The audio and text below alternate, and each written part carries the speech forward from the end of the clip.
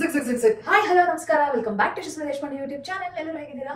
I hope ಎಲ್ಲರೂ ಚೆನ್ನಾಗಿದೆ ಅಂತ ಭಾವಿಸ್ತಾ ಇವತ್ತಿನ ಬ್ಲಾಗ್ ಶುರು ಮಾಡೋಕ್ಕಿಂತ ಮುಂಚೆ ನನ್ನ ಚಾನಲ್ ಯಾರೆಲ್ಲ ಸಬ್ಸ್ಕ್ರೈಬ್ ಮಾಡ್ಕೊಂಡಿಲ್ಲೋ ಬೇಗ ಬೇಗ ಸಬ್ಸ್ಕ್ರೈಬ್ ಮಾಡ್ಕೊಳ್ಳಿ. ಹಾಗೆ ಈ ಬ್ಲಾಗ್ನ ಎಂಡ್ ತನಕ ನೋಡಿದ್ರೆ ಮಾತ್ರ ಬರ್ತೀವಿ. ಯಾಕೆ ಅಂತಂದ್ರೆ ನಾನು ಈ ವರ್ಷದಲ್ಲಿ ಲಾಸ್ಟ್ ಅಷ್ಟೇ ಈ ಸರಿ ಈ ವರ್ಷದಲ್ಲಿ ಕೊನೆಯ ಮನೆ ಕ್ಲೀನಿಂಗ್ ಮಾಡ್ತಾರೆ.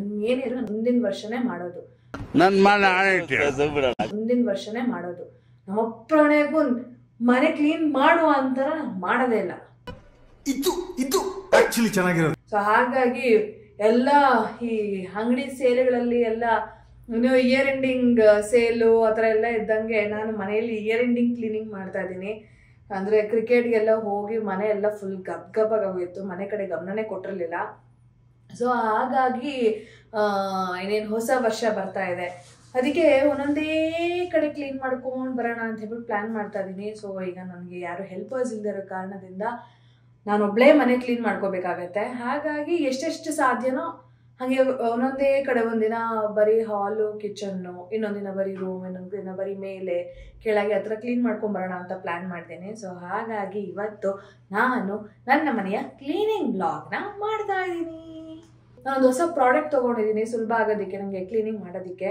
ಸೊ ಅದನ್ನು ಬಳಸ್ಕೊಂಡು ಇವತ್ತು ಎಷ್ಟಾಗುತ್ತೋ ಅಷ್ಟು ನಾನು ಕ್ಲೀನ್ ಮಾಡ್ತೀನಿ. ಸೊ ಒಂದೇ ದಿನ ಫುಲ್ ಎಲ್ಲ ಮಾಡ್ಬಿಡ್ತೀನಿ ಅಂತ ಹೇಳೋಕ್ಕಾಗೋದಿಲ್ಲ, ಬಿಕಾಸ್ ನನಗೆ ದೇವ್ರು ಕೊಟ್ಟಿರೋದು 2 ಕೈ 2 ಕಾಲು ಅಷ್ಟೇ. ಎಷ್ಟು ಸಾಧ್ಯನೋ ಅಷ್ಟು ಮಾಡ್ತೀನಿ, ಒಂದೊಂದೇ ಪೋರ್ಷನ್ ಕ್ಲೀನ್ ಮಾಡ್ಕೊಂಡು ಬರ್ತೀನಿ.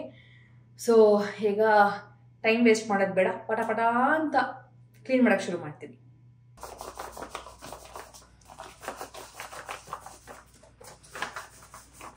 ನಾನು ಅಗ್ಯಾರೋ ಅವರ ವೆಟ್ ಆ್ಯಂಡ್ ಡ್ರೈ ವ್ಯಾಕ್ಯೂಮ್ ಕ್ಲೀನರ್ನ ತೊಗೊಂಡಿದ್ದೀನಿ. ಸೊ ಈ ಪ್ರಾಡಕ್ಟ್ ಬಂದು ಅಮೇಝಿಂಗ್ ಅಂತಲೇ ಹೇಳ್ಬೋದು.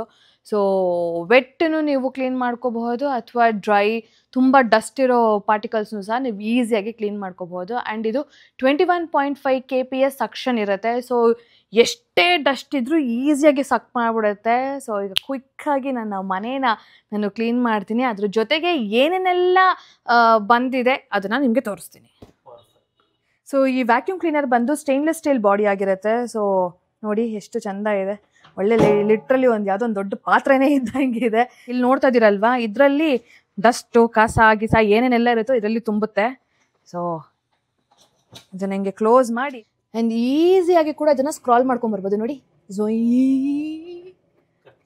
ಸೊ ಫಸ್ಟ್ ಬಂದು ಕ್ರಿವಿಸ್ ಟೂಲ್, ಹಾಗೆ ಎಕ್ಸ್ಟೆಂಡಬಲ್ ಟ್ಯೂಬ್, ಇದು ಹೋಸ್ ಪೈಪ್, ಮಲ್ಟಿಪರ್ಪಸ್ ಬ್ರಷು, ಇದು ಫ್ಲೋರ್ ಬ್ರಷು, ಈ ರೆಡ್ ಕಲರ್ ಇದೆಯಲ್ವಾ ಇದು ಫ್ಲೋರ್ ಬ್ರಷು, ಇದು ಅಬ್ಸಾರ್ಬಿಂಗ್ ಬ್ರಷು.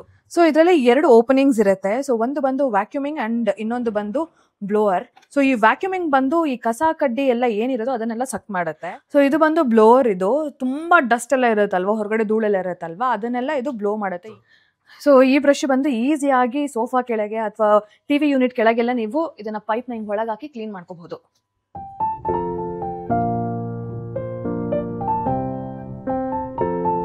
ಸೊ ಇದನ್ನ ನೋಡ್ಬೋದು, ಇಲ್ಲಿ ನೀರು ಚೆಲ್ಲಿದೆ.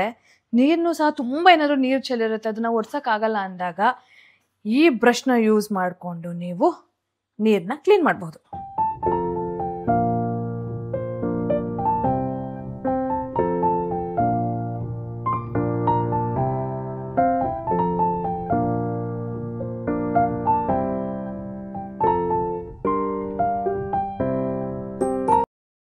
ಈ ವ್ಯಾಕ್ಯೂಮ್ ಕ್ಲೀನರಲ್ಲಿ 1600 ವ್ಯಾಟ್ ಮೋಟರ್ ಪವರ್ ಇರೋದ್ರಿಂದ ಎಂಥ ಕಸ ಧೂಳು ಏನಾದ್ರೂ ಈಸಿಯಾಗಿ ಕ್ಲೀನ್ ಆಗುತ್ತೆ. ನನಗಂತೂ ತುಂಬಾ ಇಷ್ಟ ಆಯಿತು, ಬಿಕಾಸ್ ತುಂಬ ಧೂಳು ಆಗ್ತಾನೆ ಇರುತ್ತೆ. ನಂದು ಇನ್ನೊಂದು ಹಳೆಯ ವ್ಯಾಕ್ಯೂಮ್ ಕ್ಲೀನರ್ ಇತ್ತು, ಅಷ್ಟು ಪವರ್ಫುಲ್ ಆಗಿರಲಿಲ್ಲ. ಈ ವ್ಯಾಕ್ಯೂಮ್ ಕ್ಲೀನರು ಪರ್ಫೆಕ್ಟ್ ಅಂತಲೇ ಹೇಳ್ಬೋದು. ನಾನು sofa, bed, mat, floor mat, ಕಿಟಕಿಗಳು ಎಲ್ಲ ಕ್ಲೀನ್ ಮಾಡ್ತೀನಿ ನಾನು. ನೀವು ಸಹ ನಿಮಗೆ ಈ ಪ್ರಾಡಕ್ಟ್ ಬೇಕು ಅಂತಂದರೆ ಡಿಸ್ಕ್ರಿಪ್ಷನಲ್ಲಿ ನಾನು ಲಿಂಕ್ನ ಮೆನ್ಷನ್ ಮಾಡಿರ್ತೀನಿ, ಈ ಕೂಡಲೇ ಹೋಗಿ ಪರ್ಚೇಸ್ ಮಾಡ್ಬೋದು.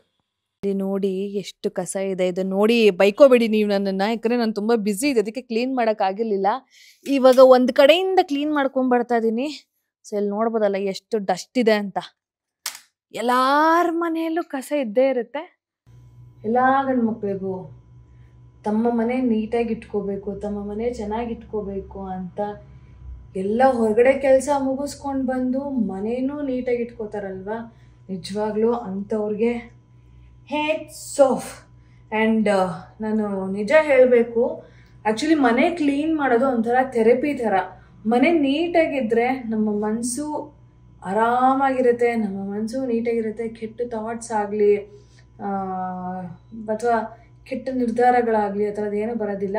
ನಮ್ಮ ಸುತ್ತಮುತ್ತ ನಮ್ಮ ಎನ್ವೈರನ್ಮೆಂಟು, ನಮ್ಮ ಮನೆ, ನಮ್ಮ ಸುತ್ತಮುತ್ತ ಇರೋ ಜನ ಪಾಸಿಟಿವ್ ಆಗಿದ್ದು, ಆಮೇಲೆ ನಾವಿರೋಂಥ ಜಾಗ ನೀಟಾಗಿದ್ದರೆ ಎಲ್ಲ ಪಾಸಿಟಿವ್ ಆಗಿ ಆಗುತ್ತೆ. ಏನಂತೀರಾ? ಈ ಮಾತನ್ನ ನೀವು ಒಪ್ಪತ್ತರ ಆದರೆ ಪ್ಲೀಸ್ ಕಮೆಂಟ್ ಮಾಡಿ. ಆ್ಯಂಡ್ ಯಾರಿಗೆ ಮನೆ ನೀಟ್ ಮಾಡಿದ್ರೆ ಒಂಥರ ರಿಲ್ಯಾಕ್ಸ್ ಆಗುತ್ತೆ, ಒಂಥರ ಥೆರಪಿ ಥರ ಫೀಲ್ ಆಗುತ್ತೆ, ಅವರು ಸಹ ಕಮೆಂಟ್ ಮಾಡಿ.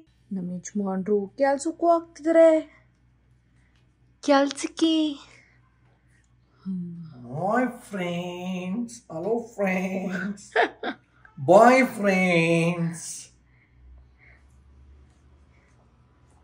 ಆಯ್ತಾ ಫ್ರೆಂಡ್? ಆಯ್ತು ಫ್ರೆಂಡ್ಸ್. ನನ್ನ ಗಂಡ ಎಷ್ಟು ಚೆನ್ನಾಗಿ ಫ್ಯಾಷನ್ ಶೋಗೆ ಹೋಗ್ತಾ ಇದ್ದಾನೆ ಅಂದರೆ ಹುಡುಗಿನೆಲ್ಲ ನೋಡೋದಕ್ಕೆ ಅವನು ಫುಲ್ ಫ್ಯಾಷನ್ ಆಗಿಲ್ಲ ರೆಡಿ ಆಗ್ಬಿಟ್ಟು ಹೋಗ್ತಾನೆ. ನೋಡಕ್ಕಲ್ಲ ಕಣೆ, ಜಡ್ಜ್ ಮಾಡಕ್ಕೆ. ಹೋಗಿ ನೋಡಿದ್ರೆ ತಾನೇ ಜಡ್ಜ್ ಮಾಡೋಕ್ಕಾಗದು. ಏನ್ ಮಾಡ್ಲಿ, ಚೀಫ್ ಗೆಸ್ಟ್ ಅಂತ ಕರೆದಿದ್ದಾರೆ, ನೋಡ್ಲೇಬೇಕು ತಾನೆ. ಇವಾಗ ಚೀಫ್ ಗೆಸ್ಟ್ ಅಂತ ಕರೆದ್ಮೇಲೆ ನೋಡದೇ ಇರಕ್ಕಾಗತ್ತಾ? Meanwhile,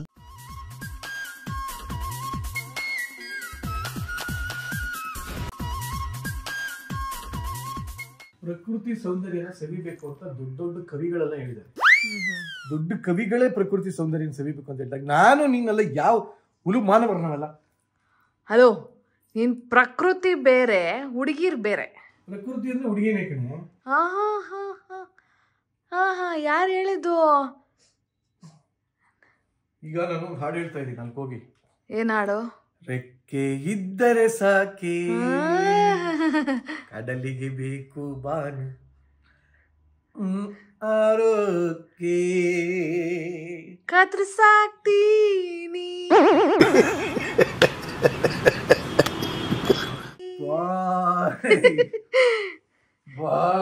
ಎಷ್ಟು ನೋಡಿ ನೋಡಿ ಹೊರಗಡೆ ನನ್ನ ಬಿಟ್ಟು ಹೋಗೋದಕ್ಕೆ ಕಾಯ್ತಾ ನನ್ನನ್ನ ನಿನ್ನ ಹೆಂಗ್ ಕರ್ಕೊಂಡು ಹೋಗ್ಲಿ? ಒಟ್ನಲ್ಲಿ ಏನೋ ಒಂದು ಹೊರಗಡೆ ಹೋಗ್ತಾನೇ ಇರ್ತಿಲ್ಲ. ನಾನಿಲ್ಲಿ ಟ್ಯಾನ್ ಆಗಿ ಕಷ್ಟಪಟ್ಕೊಂಡು ಇಯರ್ ಎಂಡಿಂಗ್ ಕ್ಲೀನ್ ಅಂತೆಲ್ಲ ಮಾಡ್ತಾ ಇದೀನಿ. ಅವನು ಫುಲ್ ಇಯರ್ ಎಂಡಿಗೆ ಹುಡುಗಿನೆಲ್ಲ ನೋಡಕ್ ಹೋಗ್ತಾನೆ. ಹುಡುಗಿರ್ನ ಅವನು ಫುಲ್ ಇಯರ್ ಎಂಡಿಗೆ ಹುಡುಗಿನೆಲ್ಲ ನೋಡಕ್ ಹೋಗ್ತಾನೆ. ಹುಡುಗಿರ್ ನೋಡಕ್ಕೆಲ್ಲ ಚಿನ್ನ ಈವೆಂಟ್ ಹೋಗ್ತಾರದು. ಒಳ್ಳೆ ಕತೆ ನಿಂದು. ನೋಡು ಹ್ಯಾಪಿ ಅಪ್ಪ ಹೋಗ್ತಾರದು. ಬುರ್ಲೆ ಬಾಯ್ ಬಾಯ್ ಫ್ರೆಂಡ್ಸ್, ಬಾಯ್ ಬಾಯ್. ಒಂದು ಹಗ್ಗು ಇಲ್ಲ ನೋಡಿ, ಇದೆ. ಆಯ್ತಪ್ಪ, ಪರವಾಗಿಲ್ಲ ಬಿಡು.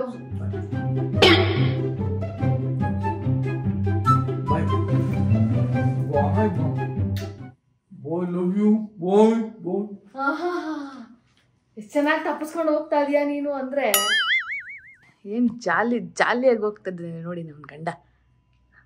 ಹಾಡು ಹೇಳ್ಕೊಂಡು ಬರ್ತಾ ಇದ್ದೀನಿ. ಆ ಫೋನಲ್ಲಿರೋದು ಯಾವುದೋ ಒಂದು ಹುಡುಗಿನೇ. ಬರ್ತಾ ಇದ್ದೀನಿ ಕಳ್ಳ. ನೋಡಿ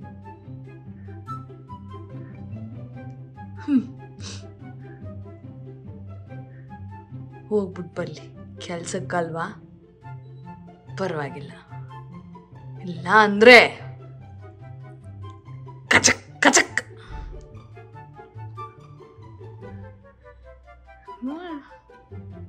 ಅಷ್ಟೆ.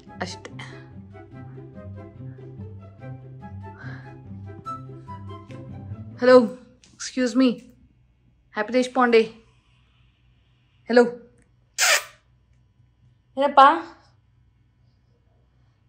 ನಾವಿಬ್ಬರು ಅಷ್ಟೇ ಮನೆ ಕ್ಲೀನ್ ಮಾಡೋಣ ಅಷ್ಟೇ. ನಮ್ದು ಏನಿದೆ ಕ್ಲೀನಿಂಗು ಅಂದರೆ ಬರೀ ಮನೆ ಕ್ಲೀನಿಂಗ್ ಅಷ್ಟೇ ಇಲ್ಲ. ನಮ್ಮ ಹ್ಯಾಪಿ ದೇಶಪಾಂಡೆನೂ ಈ ವರ್ಷದಲ್ಲಿ ಲಾಸ್ಟ್ ಒಂದೇ ಸರಿ ಹಲ್ಲುಜ್ಜೋದು. ಇನ್ನೇನೇ ಆದರೂ ಮುಂದಿನ ವರ್ಷನೇ ಅಲ್ವೇನೋ. ಅವನಿಗೂ ಹಲ್ಲೆಲ್ಲ ಉಜ್ಜಬೇಕು. ಸಾಧ್ಯ ಆದ್ರೆ ಒಂದು ಗರ್ಲ್ ಫ್ರೆಂಡ್ನ ಮೀಟ್ ಮಾಡಿಸ್ಬೇಕು ಅನ್ಕೋತಾ ಇದ್ದೀನಿ. ಅದು ಸಾಧ್ಯನೋ ಇಲ್ವೋ ಗೊತ್ತಿಲ್ಲ, ಆದ್ರೂ ನೀಟಾಗಿರ್ಬೇಕಲ್ವಪ್ಪ. ನನ್ನ ಮಗ ಹಳೆ ವರ್ಷದಲ್ಲಿ ಲಾಸ್ಟ್ ಒಂದೇ ಒಂದ್ಸಲ ಹಲ್ಲುಜ್ತಾ ಇದ್ದಾನೆ.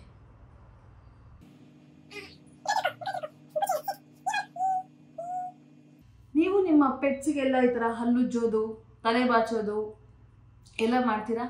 ಅಫ್ಕೋರ್ಸ್ ಎಲ್ಲ ಪೆಟ್ ಪೇರೆಂಟ್ಸ್ಗೂ ಇದು ಸರ್ವೇ ಸಾಮಾನ್ಯ, ಮಾಡಲೇಬೇಕು. ಯಾಕಂತಂದರೆ ಇವ್ರನ್ನ ನಾಯಿಗಳಂತ ನಾವು ನೋಡೋದಿಲ್ಲ, ಮಕ್ಕಳಂತೆ ನಾವು ಟ್ರೀಟ್ ಮಾಡ್ತೀವಿ. ಸೊ ಹಾಗಾಗಿ ಬೆಡ್ ಮೇಲೆ, ಸೋಫಾ ಮೇಲೆ ಎಲ್ಲ ಕಡೆ ಬರ್ತಾನೆ ಇರ್ತಾರೆ.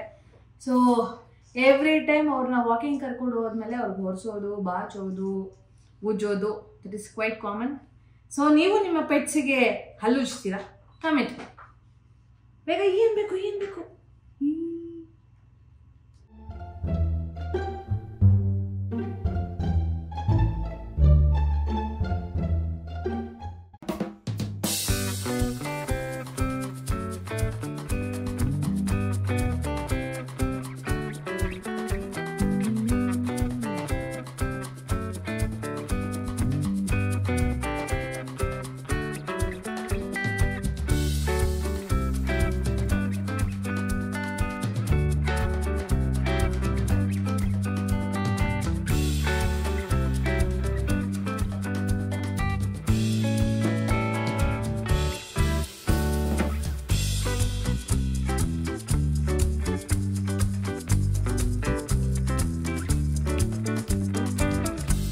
Few minutes later.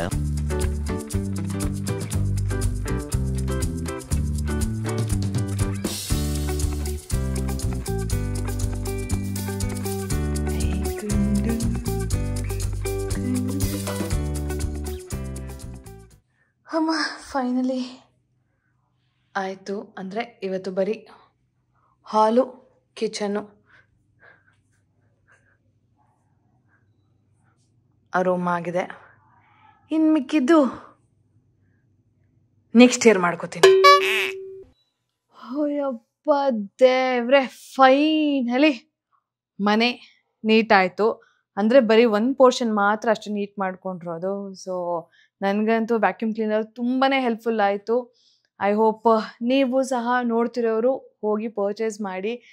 ಸೊ ಇಲ್ಲಿಗೆ ನಾನು ಈ ವ್ಲಾಗ್ನ ಎಂಡ್ ಮಾಡ್ತಾ ಇದ್ದೀನಿ. ಸೊ ಈ ವ್ಲಾಗ್ ಇಷ್ಟ ಆಗಿದ್ದಲ್ಲಿ ಪ್ಲೀಸ್ ಲೈಕ್ ಮಾಡಿ, ಶೇರ್ ಮಾಡಿ, ಕಮೆಂಟ್ ಮಾಡಿ, ಹಾಗೆ ಬೆಲ್ ಐಕಾನ್ ಒತ್ತೋದನ್ನು ಮಾತ್ರ ಮರಿಬೇಡಿ. ಮುಂದಿನ ವ್ಲಾಗಲ್ಲಿ ಸಿಗ್ತೀನಿ ಅಂತ ಹೇಳ್ತಾ ಟಾಟಾ ಬಾಯ್, ಲವ್ ಯು ಆಲ್.